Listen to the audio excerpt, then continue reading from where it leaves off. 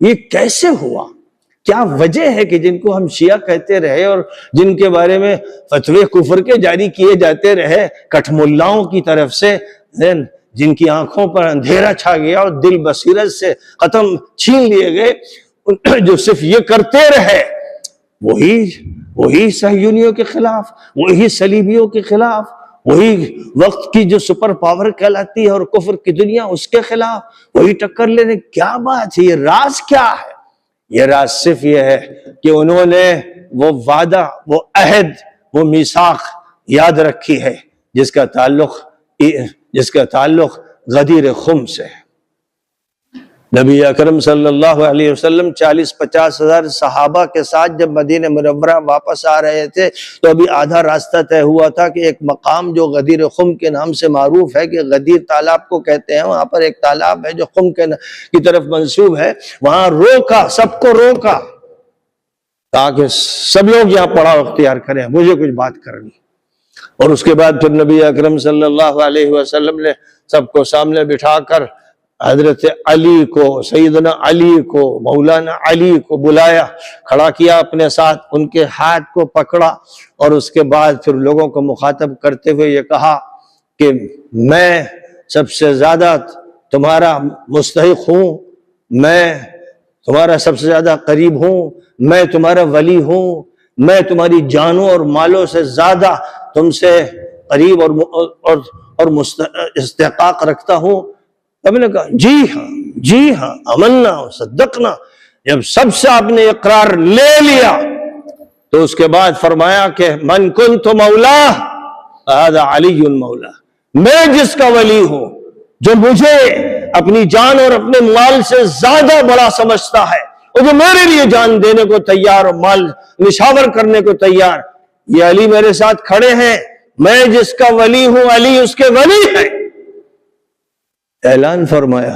اور اس کے بعد یہ فرمایا کہ یاد رکھو کہ جو علی کے ساتھ ہوگا وہی ولی ہوگا اللہ کا اور رسول اللہ کا، اور جو ان کے ساتھ نہیں ہوگا وہ محروم ہوگا، بدقسمت ہوگا، مجرم ہوگا، خبیث ہوگا، منافق ہوگا۔ یعنی مختلف حدیثوں میں یہ الفاظ فرمائے گئے، وہاں تو صرف اتنا فرمایا گیا کہ اللہ تو اس کا ولی نہ بن جو علی کا ولی نہ ہو۔ یہ بات کہی اور اس کے بعد کہا لوگوں میں 2 امانتیں، بھاری ذمہ داریاں تمہارے درمیان چھوڑ رہا ہوں، اگر ان کو مضبوطی سے تھامے رکھو گے تو ہرگز گمراہ نہیں ہوگے۔ ایک اللہ کی کتاب ہے، آخری کتاب قرآن ہے، اس کو مضبوطی سے تھامے رہنا ہے، اور دوسرے یا علی ہے، دوسرے میرے اہل بیت ہیں، ان دونوں کو اگر مضبوطی سے تھامے رہو گے تو حق پر رہو گے، ورنہ گمراہ ہو کے رہو گے، بھٹک کے رہو گے، در در پھرو گے، دشمنوں کے دوست بنو گے۔ گویا یہ سب کچھ کہہ دیا آپ نے کہ تم حزب الشیطان کے ممبر بنو گے اگر تم ساتھ نہیں ہوئے، قرآن اور علی کے ساتھ نہیں ہوئے تو پھر حزب الشیطان کے تم ممبر ہو۔ یہ بات بہت کھل کر نبی پاک علیہ السلام نے فرمائی، اور یہ کوئی کمزور حدیث نہیں ہے، بڑی طاقتور، بہت صحیح، بہت اعلیٰ درجے کی متواتر حدیث ہے جس کا کوئی انکار نہیں کر سکتا، اور نہ کسی نے انکار کرنے کی جرات کی سوائے خبیث النفس انسانوں کے، کہ جنہوں نے اس کو بھی ڈھانے کی کوشش کی کہ قرآن کو نہیں ڈھا سکتے تو کم از کم حدیثوں کے ذخیروں کو ڈھا دیں۔ ایسے مجرموں سے تو اللہ ہی نمٹے گا۔ لیکن بہرحال یہ کہا تھا، اتنی سخت ہدایات کے بعد پھر سوچئے کیا یہ ہو سکتا تھا کہ کوئی شخص ایسا ہو جو نکلے جو علی ہی کو قتل کرنا چاہے اور بار بار حملہ کرے اور علی کے ساتھیوں اور اہل بیت کو قتل کرے، ان کی لاشوں کو کاٹ کے پھینک دے، ان کی ہڈیاں توڑ دے، اور سینکڑوں صحابہ کو اور ہزاروں تابعین کو قتل کرے، یہ سارے جرائم دھڑلے سے کرے، اور رات میں بیٹھ کر یہودیوں سے مشورہ کرے اور اپنی عیسائی بیوی کے ساتھ رہے۔ اوہو، تاریخ میں یہ سب ہوا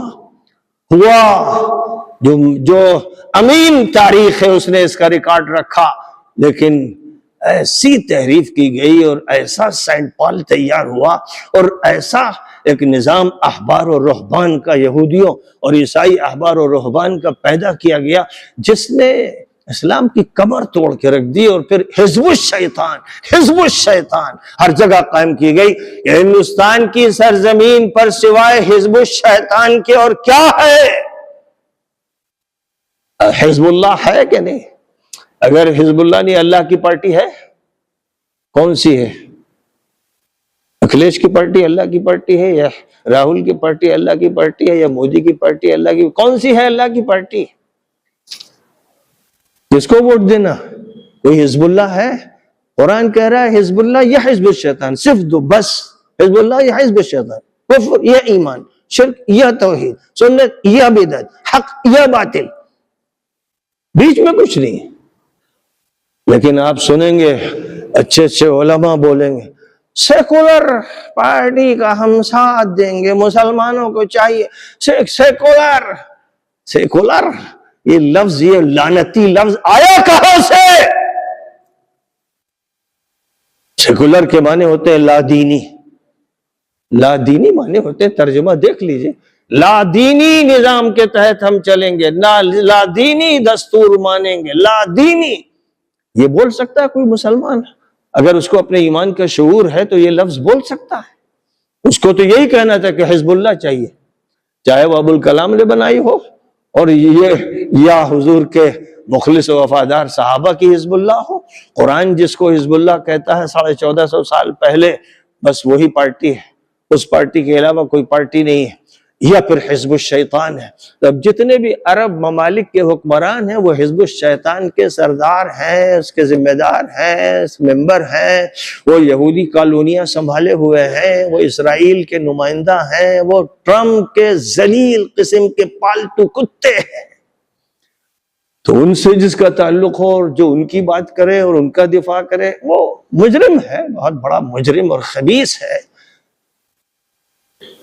اس لیے ہمیں پورے عالم اسلام کے لیے حزب اللہ چاہیے، انصار اللہ چاہیے، ہمیں وہ لوگ چاہیے جن کا تعلق اللہ سے مضبوط ہو، پیغمبر سے مضبوط ہو، اور قرآن کی بنیاد پر اور اہل بیت کی بنیاد پر جو فیصلے کریں، زندگی کے فیصلے، کیونکہ یہاں کی زندگی کے فیصلے صحیح ہوں گے تو آخرت میں پھر اللہ کی طرف سے اچھے فیصلے ہوں گے، اور اگر یہاں صحیح فیصلے نہیں ہوئے، یہاں جن کی نصرت کے لیے حضور نے بتاکید اور تاکید مزید کہا، انہی کو نشانہ جو بنائے گا، نہیں سمجھ میں آتا کہ اس سے زیادہ منحوس، بدقسمت، ملعون، خبیث کون ہو سکتا ہے؟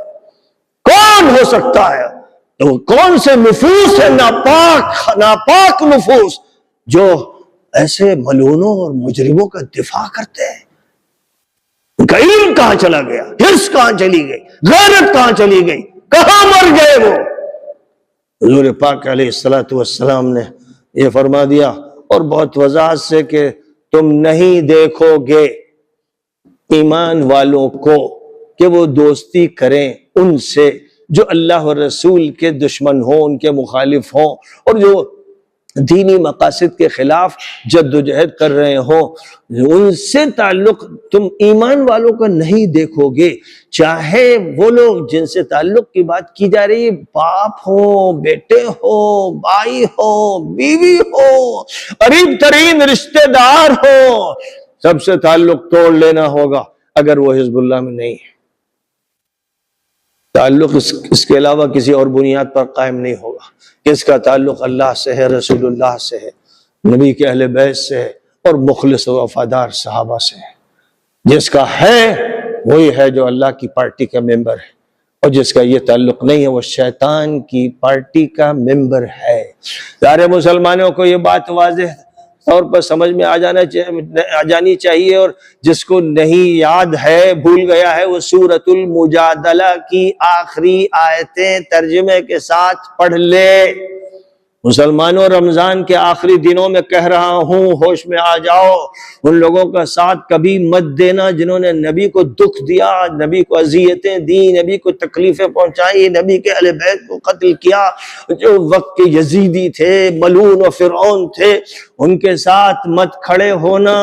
اور اسی لیے میں سمجھتا ہوں شام والوں کا انجام اچھا نہیں ہوا، اور پھر اچھا نہیں ہوگا، کیونکہ انہوں نے 2011 میں جب تحریک چلائی بشار جیسے مجرم کے خلاف، جو مجرم تھا کوئی شک نہیں، حافظ الاسد مجرم تھا، لیکن یہی شامی علماء تھے، صلحاء تھے، پیران طریقت تھے جو 50 سال سے بشار سے بیعت کیے ہوئے تھے۔ اس کی ماتحتی میں شیخ احمد کفتارو بھی تھے، اور جناب والا شیخ رمضان بوتی بھی تھے، اور معہد النور کے ذمہ دار اور معہد الفتح کے ذمہ دار آخری دور تک ان کے ساتھ وابستہ رہے۔ تمام سنی علماء بشار کے ساتھ رہے۔ صرف جرم جو ہے حزب اللہ کا یا ایران کا نہیں کہ انہوں نے لڑائی لڑی، انہوں نے لڑائی لڑی ان لوگوں سے جو اموی خیالات رکھتے تھے اور جو مجرموں کا ساتھ دینے والے تھے اور جو ملونوں کے ساتھ کھڑے تھے۔ ان کی لڑائی تھی، ہے اور رہے گی، ہمیشہ رہے گی، کبھی یہ لڑائی ختم ہونے والی نہیں۔ اور ظاہر ہے کہ جو جس پارٹی کے ساتھ ہوتا ہے اس کا پھر اسی کے ساتھ حشر ہوتا ہے۔ تو اللہ نے آخری بات جو ارشاد فرما دی کہ جن لوگوں کا معاملہ یہ ہے کہ وہ اللہ کے دشمنوں سے اور جو مجرم ہیں اور قاتل ہیں ان کے ساتھ جو تعلق نہیں رکھیں گے، چاہے وہ ان کے قریب ترین رشتہ دار ہوں اور بڑے تعلقات ہوں، وہی ہیں جن کی اللہ کی طرف سے تائید ہوتی ہے، جن کو خاص روحانیت نصیب کی جاتی ہے، اور وہی ہیں جو جنتی ہے، اور وہی ہیں جو حزب اللہ کے ممبر ہیں، اور وہی ہیں جو رضی اللہ عنہم ورضوا عنہ کے مستحق ہیں۔ ہمارے یہاں کے جو جاہل ہیں، کبڑے مولوی کہتے ہیں جو بھی صحابی ہے وہ رضی اللہ عنہ ہے، اس کے بعد ہے تو رحمہ اللہ ہے، فلاں۔ کہاں سے لے کر آئے ہو؟ یہ کون سی کتاب ہے، کون سا قرآن ہے جس میں یہ لکھا ہوا ہے؟ تمہارے پاس کوئی اور قرآن ہے؟ تمہارے پاس کوئی اور حدیث ہے؟ قرآن کہتا ہے کہ جو بھی السابقون الاولون من المہاجرین والانصار، وہ صحابہ جنہوں نے سبقت حاصل کی ایمان میں اور ہجرت کی اور نصرت کی، جو ان کے طریقے پر قیامت تک چلیں گے، پہلی صدی سے لے کر 14ویں 15ویں صدی تک، اور پھر جو بھی وقت باقی قیامت میں رہ گیا ہے، وہ سب رضی اللہ عنہم ورضوا عنہ ہیں۔ قرآن یہ بولتا ہے، لیکن یہ بدماش مولوی خبیث الدہر تحریف کرنے والے، یہ ایک خاص طبقے کو جو یہودیوں سے دوستی رکھتا تھا اور عیسائیوں سے تعلقات ازدواجی رکھتا تھا اور صحابہ کو قتل کرتا تھا، اس کی صفائی پیش کرنے کے لیے انہوں نے رضی اللہ عنہ کو بھی موڑ ماڑ کے اس میں تحریف کر کے خاص کر دیا ان کے ساتھ، کہ جنہوں نے حضور کو دیکھ لیا بس، جو مرتد ہو گئے، جو ابو بکر سے لڑے، جنہوں نے عثمان کو قتل کیا، جنہوں نے علی کو قتل کیا، یہ سب کون تھے؟